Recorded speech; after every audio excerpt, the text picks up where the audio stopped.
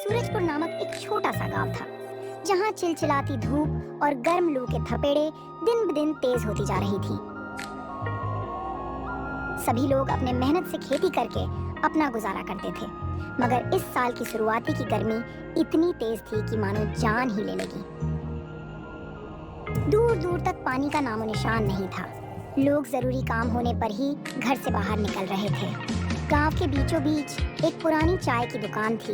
यहाँ पर बूढ़े बुजुर्ग और कुछ कामगार सुबह शाम इकट्ठा हो जाते थे। लेकिन आजकल गर्मी इतनी भीषण थी कि दुकान के आगे वाली बेंच भी खाली पड़ी थी। चाय की दुकान के मालिक राम स्वरूप, जिनको सब काका कहते थे, उनका चेहरा पसीने से लथपथ था।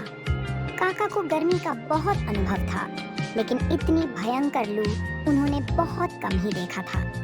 हे भगवान, आज तो सूर्य देव आग उगल रहे हैं। लगता है जैसे आसमान से अंगारे बरस रहे हैं। पानी पी पी कर जीवन का गुजर हो रहा है। अब की बार तो गर्मी इतनी पड़ रही है कि जैसे जान ही चली जाए। हाँ काका, आप सच कह रहे हो। पिछले कई बरस में मैंने इतनी गर्मी नहीं झेली। सब तरफ त्राही त्राही मची है। गांव के कुएं भी सूख गए हैं। जो थोड़ा बहुत पानी है वो गंदा हो चुका है। जो भी पानी बचा है वह भी पीने लायक नहीं है। उसी वक्त वहाँ से एक नंदू नाम का आदमी वहाँ से गुजरता है। उसके चेहरे पर परेशानी की लकीरें थीं, पर आंखों में उम्मीद की चमक। वो काका से हाथ जोड़कर अभिवादन करता है। प्रणाम काका, क्या एक गिलास ठंडा पानी मिल जाएगा क्या? बहुत जोर की प्यास लगी है। प्यास के मारे जान जा रही है।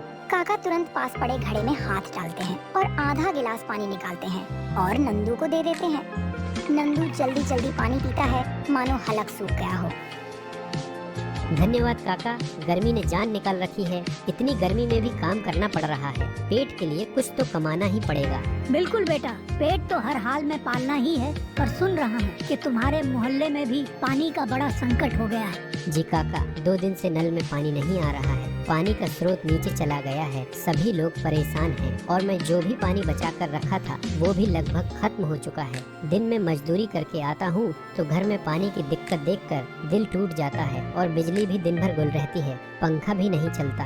हाँ बेटा, बहुत बुरा हाल है। लेकिन बेटे तुम चिंता मत करो, सरकार कोई ना कोई योजना निकालेगी। जैसे सूखा राहत, पानी का टैंकर और राशन का इंतजाम करने का वादा कर रही है। और सुनने में आया है कि गांव का एकमात्र सरकारी ट्यूबवेल भी सूखने की कगार पर है। हाँ, सुना तो मैंने भी है। पर सरकार हर बार वादा तो बहुत कुछ करती है, मगर हम गरीबों तक कुछ नहीं पहुंचता। सिर्फ सभी बड़े बड़े वादे करते हैं। इतनी गर्मी है, पता नहीं आगे क्या होगा। नहीं नहीं बेटा, ऐसी बात नहीं है। अब की बार मोदी की सरकार है, वह सारा वादा पूरी करेगी। हमें कुछ ना कुछ राहत मिलेगी। चाचा जी, अगर हम सरकार के भरोसे रहेंगे तो पानी और भोजन के लिए मर जाएंगे। हमें अपने ऊपर भरोसा रखना होगा। हमें अपना कर्तव्य को पूरा करना होगा। अगर हम मेहनत नहीं करेंगे और सरकार के भरोसे रह जाएंगे तो यह अच्छी बात नहीं है। हाँ बेटा, तुम सही कह रहे हो। इसीलिए बोला जाता है कि पानी का इस्तेमाल सोच समझ कर करो। फालतू का पानी मत बर्बाद करो। खैर, मैं तो यही कहूँगा कि हौसला रखो। ये बुरा समय है, यह भी बीत जाए। ठीक है काका, अब मैं चलता हूँ। घर पर रोटी और पानी का भी इंतजाम करना होगा। नंदू वहाँ से चला जाता है। गर्मी इतनी थी कि हवाओं का झोंका उसके चेहरे को झुलसा देता है। वह तेज कदमों से अपने घर की ओर बढ़ता है। नंदू का छोटा सा घर में नंदू की पत्नी रेखा उसकी इंतजार कर रही थी। उसका एक बीमार बेटा राजू खाट पर सोया हुआ था। नंदू घर के अंदर आता है तो वह पसीने से भीगा हुआ था। आ गए जी, क्या हुआ? बहुत देर लगा दी आने में। सब ठीक तो है ना? हाँ रेखा, बस चाय के लिए काका की दुकान पर रुक गया था। वहाँ भी गर्मी की ही चर्चा हो रही थी। सबसे पहले तुम मुझे एक गिलास पानी दो, प्यास के मारे जान जा रही है। पानी कहाँ से दूँ? नल सूखा पड़ा है। पास वाले कुएं में भी पानी नहीं है। सुबह की बची हुई एक बोतल पानी थी, वह भी राजू को पिला दी। हमारे पास अब थोड़ा भी पानी नहीं बचा। और तो और राजू को भी जोर का बुखार हो गया था। मैं डॉक्टर को बुलाकर दवा ली हूँ, तब उसका बुखार कम हुआ है। नंदू सिर पकड़ लेता है। हालात की बेबसी उसके चेहरे पर साफ झलक रही थी, लेकिन वह कुछ कर भी नहीं पा रहा था। इतनी गर्मी ऊपर से गरीबी उसे तोड़ दी थी। वह दुखी मन से रेखा से बोलता है, ठीक है रेखा, मैं देखता हूँ, कहीं से पानी की व्यवस्था करता हूँ। आज मजदूरी में कम पैसा मिला है और तो और काम भी कम है। लोग भी धूप की वजह से काम नहीं करवा रहे हैं। कल जाकर देखूंगा कि किसी टैंकर से पानी खरीद कर लाऊंगा। सुन रही हूँ कि शहर से आने वाला पानी का टैंकर बीच में ही रोक दिया गया है। कुछ ठाकुर लोग टैंकर लाकर ऊंचे दामों में बेच रहे हैं। इतने महंगे पानी को हम कब तक खरीदेंगे, कुछ समझ नहीं आता। हमें कोई दूसरा रास्ता निकालना होगा। कोई बात नहीं, हम मिलकर कोई रास्ता निकाल लेंगे। तुम पहले आराम कर लो, बहुत थक गए होंगे। नंदू निराश होकर पास पड़ी खाट पर बैठ जाता है। तभी उसका बेटा राजू उससे कहता है, पापा मुझे बहुत जोर की प्यास लगी है, मेरा गला सूख रहा है, मुझे पानी दे दो। नंदू का दिल पसीज जाता है। वह दुखी मन से अपने बेटा से बोलता है, बेटा थोड़ी देर सहन कर ले, मैं अभी पानी लेकर आता हूँ। पर उसे खुद भी नहीं मालूम कि पानी वह कहाँ से लाएगा। उस पर गरीबी और कर्ज और गर्मी तीनों का कहर टूट पड़ा था। वह बिना आराम किए पानी के तलाश में चला जाता है। गांव का एक चौराहा था जहां लोग कभी चहल पहल में जुटे रहते थे, लेकिन अब दोपहर में सड़कें सुनसान थीं। उसी गांव में ठाकुर रमेश सिंह रहता था। गांव का सबसे अमीर व्यक्ति था और गांव में दबदबा बनाकर रहता था। उसके बारे में तरह तरह की चर्चाएं थीं कि वो कभी कभी लोगों की मदद करता था, मगर ज्यादातर वह लोगों पर रौब जताता था और अपना स्वार्थ साधता था। उसी के साथ उसका खास आदमी कल्लू उसके साथ रहता था। वह हेरा फेरी, बेईमानी और मुनाफाखोरी में उसका नाम पहले था। वह अपने स्वार्थ के लिए कुछ भी कर सकता था। अरे कल्लू, इतनी धूप में क्यों खड़े हो भाई? ठाकुर साहब बस आपका ही इंतजार कर रहा था। सुना है कि पानी की बड़ी दिक्कत चल रही है। मैं सोच रहा था किसी तरह टैंकर का इंतजाम करके कुछ पैसा कमाया जाए। हाँ, ये गर्मी तो बहुत लंबी चलने वाली है। मैंने भी शहर से बात की है। कुछ सरकारी सप्लाई रुक गई है और कुछ हम इधर उधर करा रहे हैं। अगर तुम चाहो तो मेरे जानने वाले से टैंकर बुलवा कर पानी बेच सकते हो। थोड़ा मुनाफा हमारा, थोड़ा तुम्हारा। जी ठाकुर साहब, मैं तो तैयार, बस आप इशारा कीजिए। तुम चिंता मत करो, शाम को मेरे घर आना, तब तक मैं सारा जुगाड़ कर दूंगा। दोनों एक दूसरे की ओर देखकर मुस्कुराते हैं, जैसे कोई गोपनीय सौदा तय हो गया हो। कालू चल देता है। इधर नंदू एक टूटी फूटी बाल्टी लिए गांव के पास स्थित एक पुराने तालाब की ओर बढ़ रहा था, जहां शायद थोड़ी बहुत पानी की संभावना बची थी। तालाब तक पहुंचते पहुंचते नंदू पसीने में लथपथ हो जाता है। तालाब की हालत देखकर उसका दिल टूट जाता है। वहाँ सिर्फ काई जमी हुई थी, पानी बहुत कम था। नंदू को पानी गंदा लगता है, पर उसकी मजबूरी थी।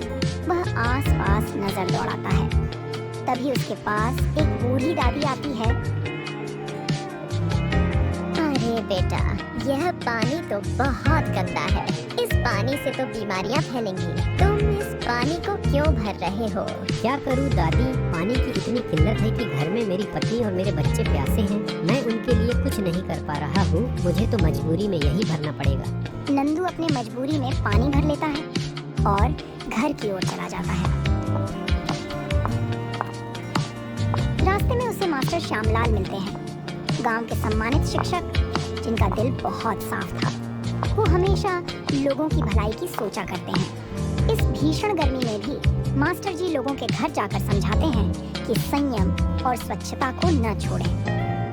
अरे नंदू, कहाँ से आ रहे हो? बहुत परेशान नजर आ रहे हो। नमस्ते मास्टर जी, तालाब से पानी भरने गया था। बेटा, ये पानी बहुत गंदा है, इससे बीमारी पकड़ने का खतरा है। घर पर इसे उबाल कर ही पीना, वरना डायरिया, उल्टी दस्त लग सकते हैं। जी मास्टर जी, मेरे पास और कोई चारा भी नहीं था। नल सूखा पड़ा हुआ है और कुआं भी सूखा पड़ा है। समस्या तो बहुत विकट हो गई है। प्रशासन भी हाथ खींचे बैठा है। कुछ लोग अपने मुनाफे के लिए पानी बेच रहे हैं। अब भगवान ही हमें बचाएंगे या मार डालेंगे। नंदू जल्दी से अपने घर जाता है और पानी उबालता है। फिर सभी लोग पानी पीते हैं।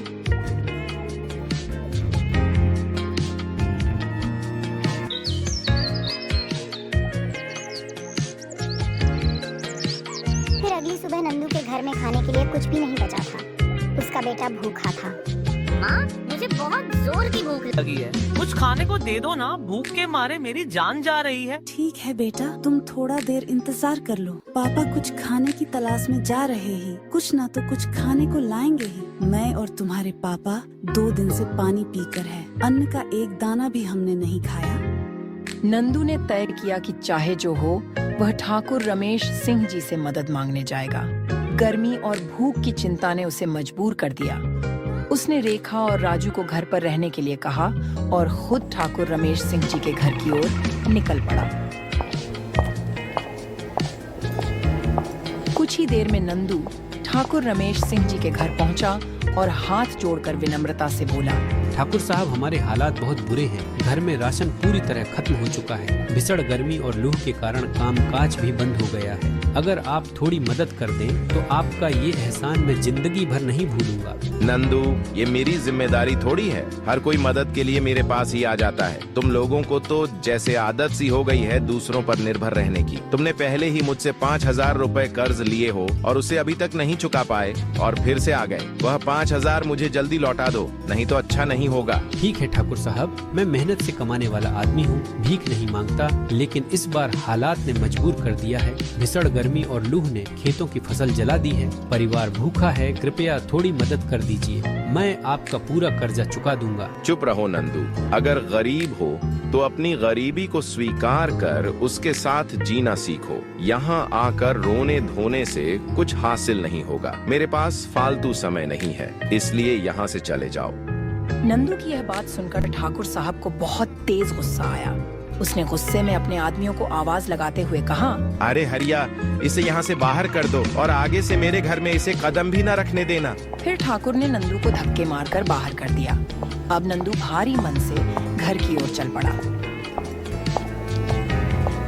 जैसे ही वे घर आया, उसने देखा कि रेणु बिस्तर पर लेटी हुई थी और राजू भी उनके पास खड़ा था। पापा पापा, माँ की तबीयत बहुत खराब हो गई है, वह कुछ बोल नहीं रही है। हे भगवान, यह क्या हो गया? रेखा, कुछ बोलो ना, कुछ तो बोलो। ऐसे चुप मत रहो, तुम्हें कुछ नहीं होगा। अब मुझसे सहन नहीं हो रहा। यह भीषण गर्मी और भूख ने मेरी सारी ताकत छीन लिया है। मुझे माफ करना, मैं अब तुम्हारा और राजू का साथ देने में असमर्थ हूँ। नंदू की आंखों से आंसू बहने लगा। रोते हुए कहा, रेखा, ऐसा मत बोलो, तुम्हें कुछ नहीं होगा। तुम हमें छोड़कर नहीं जा सकती। मैं कुछ भी करूँगा तुम्हें ठीक करने के लिए। भगवान पर भरोसा रख। अजी, हमारे पास अब कुछ भी नहीं बचा। यह झुलसने वाली गर्मी और भूख ने मुझे पूरी तरह तोड़ दिया है। आप राजू का ख्याल रखना, उसे मेरी कमी महसूस नहीं होने देना। नंदू ने घबराकर रेखा की हालत देख पड़ोसियों को आवाज दी, पर भीषण गर्मी और चिलचिलाती धूप के चलते कोई भी सहायता के लिए नहीं आया। अरे कोई है, कोई तो मेरी सहायता करो, नहीं तो मेरी बीवी मर जाएगी। राजू के पापा, अब मेरी चिंता मत करो। जितना कर सको राजू के लिए करो। उसे कभी भूखा और अकेला मत सोने देना। इतना कहकर रेखा की सांसें थम गई। वो इस दुनिया को हमेशा हमेशा के लिए छोड़कर चली गई। रेखा, ऐसा मत करो, तुम मुझे छोड़कर नहीं जा सकती। हमारे पास तुम्हारे अलावा कुछ नहीं है। तुम्हारे बिना तो यह घर भी सूना होगा। तुमने हमेशा मेरा साथ दिया है, अब मैं तुम्हें अकेला नहीं छोड़ सकता। ये कहकर नंदू फूट फूट कर रोने लगा। उसकी आंखों से आंसू रुकने का नाम ही नहीं ले रहे थे। वो महसूस कर रहा था कि उसकी पूरी दुनिया खत्म हो गई है। माँ, तुम उठो ना, देखो मैं कितना रो रहा हूँ। प्लीज उठ जाओ माँ, हमें क्यों छोड़कर चली गई? क्या हमने कोई गलती की है? नहीं बेटा, हम बुरे नहीं हैं। ये सब नियति का फैसला है। शायद हमने कभी कोई गलती की होगी जो अब हमें इसका फल भुगतना पड़ रहा है। रेखा के जाने के बाद कई महीने गुजर गए। नंदू और राजू के जीवन में जैसे अंधेरा छा गया था। छोटे से घर में अब एक अजीब सा सन्नाटा था।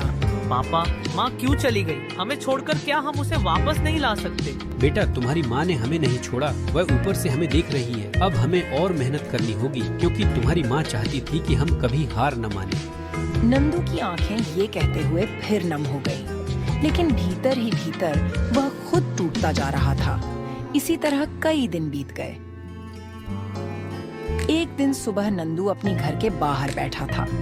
तभी गांव का ठाकुर रमेश सिंह अपने आदमियों के साथ वहां पहुंचा और बोला, नंदू, 7 महीने बीत चुके हैं। मेरा कर्ज अब तक नहीं चुका पाए हो। अगर जल्द ही पैसे नहीं दिए तो तुम्हारा घर और खेत दोनों नीलाम कर दूंगा। ठाकुर रमेश सिंह की बातें सुनकर नंदू का चेहरा चिंता से भर गया। उसके माथे पर लकीरें और गहरी हो गईं। उसने सिर झुकाते हुए कहा, ठाकुर साहब, मैं पूरी मेहनत कर रहा हूँ, लेकिन अभी तक पैसे नहीं जुटा पाया हूँ। मुझे थोड़ा और समय दे दीजिए। नंदू, बहाने बनाने से कुछ नहीं होगा। तुम्हारे पास केवल 10 दिन हैं। अगर इस समय में कर्ज नहीं चुकाया तो नतीजे भुगतने के लिए तैयार रहना। फिर एक दिन अचानक नंदू का पुराना दोस्त सुभाष गांव वापस आया। नंदू और सुभाष बचपन के साथी थे, लेकिन कई साल पहले सुभाष रोजगार की तलाश में शहर चला गया था। अब वह काफी पैसे वाला हो चुका था। जब वह नंदू के घर पहुंचा तो उसने देखा कि नंदू गहरे चिंता में डूबा हुआ था। अरे नंदू, तू इतना परेशान क्यों है? क्या हुआ? कुछ परेशानी है क्या? फिर नंदू ने अपने दोस्त को सब कुछ बता दिया। ठाकुर रमेश सिंह के कर्ज और उसकी धमकी के बारे में सुनकर सुभाष का दिल पिघल गया। वह तुरंत बोला, अरे नंदू, तू इतना परेशानी में जी रहा है, ये तो मुझे मालूम ही नहीं था। ये ले पैसा और उस ठाकुर रमेश सिंह का कर्ज चुका दे। सुभाष की यह बात सुनकर नंदू की आंखों में आंसू आ गए। वह भावुक होकर बोला, अरे सुभाष भाई, यह तुम्हारा एहसान मैं कैसे चुका पाऊंगा? अरे नंदू भाई, एक दोस्त दूसरे दोस्त के काम नहीं आया तो दोस्ती किस काम की? अगले दिन नंदू ठाकुर रमेश सिंह के घर गया और सारा कर्ज चुका दिया। ठाकुर रमेश सिंह हैरान हो गया, लेकिन उसने पैसे लेकर नंदू को कर्ज से मुक्त कर दिया। नंदू वहाँ से चला गया। वह कुछ ही दूर गया था कि तभी उसे रास्ते में मास्टर साहब और उसका दोस्त सुभाष मिल गए। अरे नंदू, ठाकुर रमेश सिंह की यही फितरत है कि जब लोग मजबूर होते हैं तो वो उसका फायदा उठाता है। कल्लू के साथ मिलकर सरकारी पानी का टैंकर ब्लैक में बेच रहा है। हमें इस अन्याय के खिलाफ आवाज उठानी होगी। मास्टर जी, हम क्या कर सकते हैं? ये लोग ताकतवर हैं, इनके पास पैसा है, गुंडे हैं, हम गरीबों की कौन सुनेगा? हमें मिलकर कोशिश करनी चाहिए। भीड़ इकट्ठी होगी, जनता एकजुट होगी, तभी कुछ होगा। मैं सोच रहा हूँ गाँव वालों की एक सभा बुलाऊं, तुम भी जरूर आना। शाम को गांव का एक पेड़ के नीचे में मास्टर ने गांव वालों की सभा बुलाई। वहां गांव के लोग जमा हुए, सब गर्मी से त्रस्त थे। चेहरे पर पसीना, आंखों में थकान और दिमाग में पानी की कमी की चिंता। भाइयों बहनों, अब सबको मालूम है कि इस बार की गर्मी ने सबकी कमर तोड़ दी है। न कुएं में पानी, न नल में, न तालाब में। सरकार से जो पानी आता है वह पानी ठाकुर रमेश सिंह खरीद कर ब्लैक में महंगा पानी हम गरीबों को बेच रहा है। हाँ मास्टर जी, ठाकुर रमेश सिंह और कल्लू मिलकर टैंकर के जरिए महंगा पानी बेच रहे हैं। हम लोगों का इस प्रकार कैसे गुजारा होगा?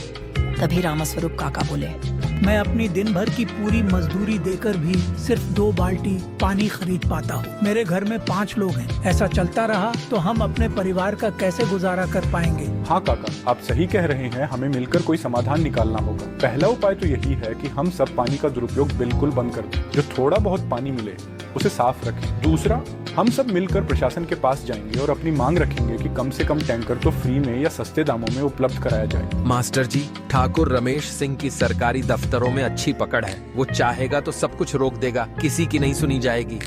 लोगों के चेहरों पर निराशा फैल जाती है। नंदू भी वहाँ खड़ा सब सुन रहा था। अंत में वह आगे आता है और बोलता है, हमारे पास और कोई विकल्प भी तो नहीं है। हमें कोशिश तो करना ही पड़ेगा। या तो हम यूं ही रोज टैंकर वालों को पैसे देते रहें, वो जितना चाहें उतना भाव बढ़ाते जाए और हम अपनी भूख प्यास से मरते रहें। भीड़ में सहमति की फुसफुसाहट होती है। मास्टर जी कुछ कागज निकालते हैं। देखो, मैं एक पत्र तैयार कर रहा हूँ। हम सबके हस्ताक्षर लेकर इसे कल कलेक्टर साहब को सौंपेंगे। अगर प्रशासन ने ध्यान नहीं दिया तो हम बड़े पैमाने पर प्रदर्शन करेंगे, लेकिन हम सबको एकजुट रहना होगा। लोग आगे आते हैं। नंदू भी आगे बढ़कर हस्ताक्षर करता है। मोहन, रघुवीर चाचा सभी पत्र पर अपने नाम लिखते हैं। एक उम्मीद की किरण जगती है कि शायद यह पहल रंग लाएगी। अगले दिन सभी कलेक्टर ऑफिस पहुंचे। तब कलेक्टर साहब बोले, हाँ तो बताइए आप लोग की क्या समस्या है? मास्टर जी विस्तार से बताते हैं कि गांव घर में पानी नहीं है, बिजली की कटौती है, टैंकर भी महंगा बेचा जा रहा है। लोग बहुत परेशान हैं, बीमार पड़ रहे हैं। देखिए, इस साल बारिश हुई नहीं, भयंकर सूखा पड़ा है। हम भी कोशिश कर रहे हैं। सरकारी खजाना से आप लोगों के गाँव तो रोज 2 टैंकर फ्री पानी जाता है। क्या वो पानी आप लोगों को नहीं मिलता है? साहब, हमें पानी नहीं मिलता।